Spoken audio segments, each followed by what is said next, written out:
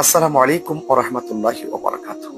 সুপ্রিয় দেশবাসী, অত্যন্ত ভারাক্রান্ত হৃদয় নিয়ে আপনাদের সামনে উপস্থিত হয়েছি। আপনারা ইতিমধ্যে দেখেছেন উত্তরা দিয়াবাড়ি মাইলস্টোন স্টুডেন্ট কলেজে হঠাৎ করে নিয়ন্ত্রণ হারিয়ে একটি বিমান বিধ্বস্ত হয়।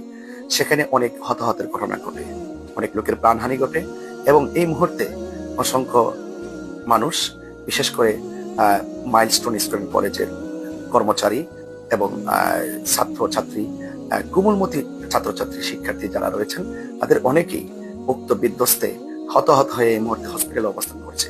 তাদের শরীর ঝলসে গিয়েছে, আর্তচিৎকারে হসপিটালগুলো ভারী হয়ে আছে। এজন্য আমি আপনাদের সকলকে অনুরোধ করব, সেই সমস্ত আহত রোগীদের জন্য রক্তের প্রয়োজন। তারা এই মুহূর্তে বিভিন্ন হসপিটালে অবস্থান করছে, বিশেষ করে Dhaka medical college, Kurmitola general হাসপাতাল, উত্তরা আধুনিক মেডিকেল কলেজ, বাংলাদেশ কুয়েত মৈত্রী হাসপাতাল, Uttara women's medical college, Mansur Ali medical college এবং উত্তরা দিয়াবাড়ির আশেপাশে যে সমস্ত লোকাল হসপিটাল গুলো আছে, সেখানেও তারা তাৎক্ষণিকভাবে সেখানে তারা গিয়েছেন।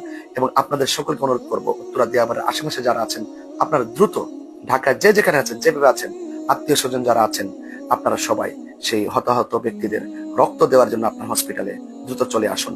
দাওয়াতি বাংলাদেশ এবং তাহিরিয়া সুন্নি যুব সংগঠনের যারা কর্মীবৃন্দ এই মুহূর্তে ঢাকায় অবস্থান করছেন, আপনাদের সকলকে বলবো, মানবতার হাত